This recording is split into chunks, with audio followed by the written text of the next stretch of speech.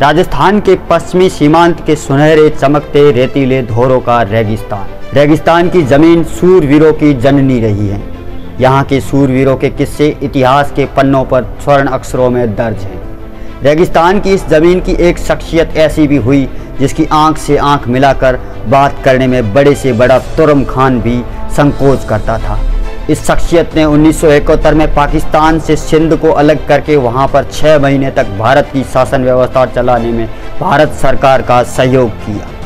इस शख्सियत का नाम था बलवंत सिंह बाखासर, जिसे रेगिस्तान के रॉबिन हुड के नाम से जाना जाता है। बलवंत सिंह बाखासर का जन्म ठाकुर राण सिंह बाखासर के घर हुआ।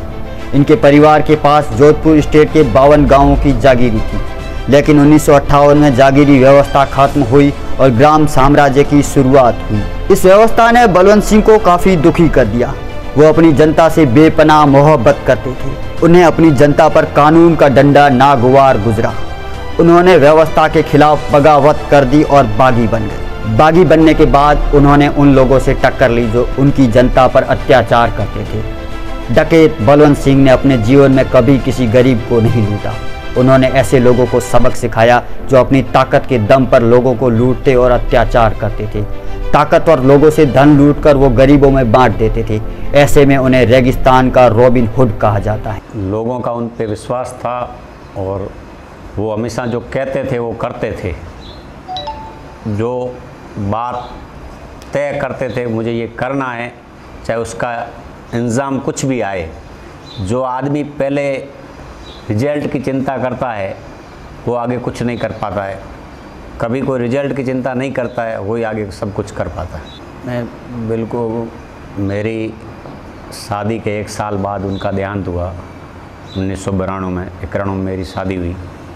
तो उस समय में उनकी बुजुर्ग अवस्था थी। वैसे कोई उनकी उम्र भी बहुत बड़ी नहीं थी, लेकिन गांधव पे एक एक्सीडेंट हो गया था। उसकी वजह से उनके शरीर को काफ़ी जो 67 साल ही उन्होंने उम्र ली, 67 जी। दादाजी की शादी कच्छ में विजपासर गांव सगत सिंह जी जाडेजा कायाणी जाडेजा परिवार के वहाँ हुई थी। वो पढ़े लिखे, वो कहते थे कि पढ़ाई तो एक किताबी ज्ञान होता है। पढ़ना मतलब एक किताब का ज्ञान होता है। उनका ज्ञान है वो अटूट ज्ञान था, जिस ज्ञान की आप कुछ व्याख्या नहीं कर सकते हैं। जागीरी थी 52 गांव की। हमारे बाखासर में नाडोला चौहान परिवार बलवंत सिंह जी से 11 पीढ़ी पहले जगत सिंह जी बाखासर पे आए, भुआतड़ा से हाँ। और भुआतड़ा पे जगत सिंह जी से 14 पीढ़ी पहले राधू सिंह जी वाव से भुआतड़ा आए, और भुआतड़ा से राधू सिंह जी के बाद में जगत सिंह जी मेरे से 11 पीढ़ी पहले बाखासर आए। और ये नाडोला चौहान परिवार की 52 गांव की जागीरी थी। हमारे बाखासर में 2 ही परिवार हैं और 2 परिवारों की 52 गांव की जागीरी थी। और बलवंत सिंह जी ने समय और परिस्थितियों में उनको ऐसा जस लिखा होगा कि उन्होंने बाखासर का नाम पूरे भारत में नहीं विश्व तक पहुंचाया।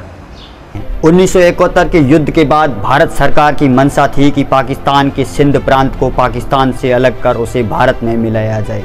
ऐसे में महाराजा भवानी सिंह, जो कि भारतीय सेना के पैरा कमांडर थे, उन्होंने सरकार को सुझाव दिया कि बाखासर के बलवंत सिंह सिंध को पाकिस्तान से अलग करने का पूरा मादा रखते हैं। उन्हें संपूर्ण सिंध प्रांत के अच्छी भौगोलिक जानकारी है।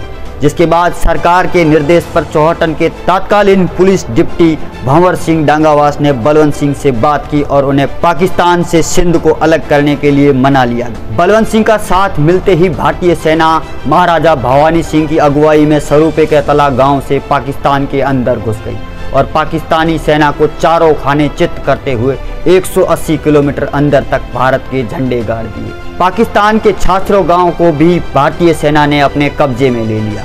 युद्ध खत्म होने के 6 माह बाद तक भारत का सिंध प्रांत में शासन रहा। बाद में हुई उच्च स्तरीय संधि के बाद में ये इलाका वापस पाकिस्तान को दे दिया। देश की हर विभाग के साथ, आर्मी हो चाहे BSF हो चाहे पुलिस हो, हमारे हमेशा अच्छे सद्भाव व्यवहार रहे हैं और हमेशा प्रशासन और जनता दोनों के मेल मिलाप से ही सारी शासन व्यवस्थाएं सही चलती है।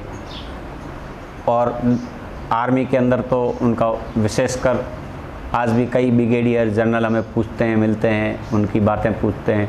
उनका जब देहांत हुआ उससे पहले उनकी तबीयत ख़राब हुई तो हमें भी पता नहीं था। वो इसी कमरे के अंदर उस चारपाई पे थे और आर्मी के डॉक्टर ऑटोमेटिक 10 पैरों के यहाँ आए, उनको संभालने के लिए आए। और जब हम वैंकुटी लेके दाह संस्कार के लिए वहाँ पहुँचे, जब इंडियन आर्मी 10 पैरों के अधिकारियों ने उनको गार्ड ऑफ ऑनर वहाँ आके दिया। अब वो तो चीज़ें डिफरेंस ही जानती है क्या है, हमें उस चीज़ का इतना अनुभव नहीं है, हम तो उस समय बच्चे छोटे थे। हमने ये सुना है कि जैसे बांग्लादेश अलग हुआ उसके बाद में अपने रण क्षेत्र की दलदल व्यवस्था और देश की भौगोलिक स्थिति को देखते हुए वहाँ के सिंधी मुसलमान हैं वो आज भी वहाँ के पठान वगैरह उन लोगों से परेशान है। और सिंधी मुसलमान हमेशा सिंध अलग चाहते हैं और आज भी वो चाहते हैं कि हमारा सिंध आज़ाद हो, सिंध आज़ाद होना चाहिए।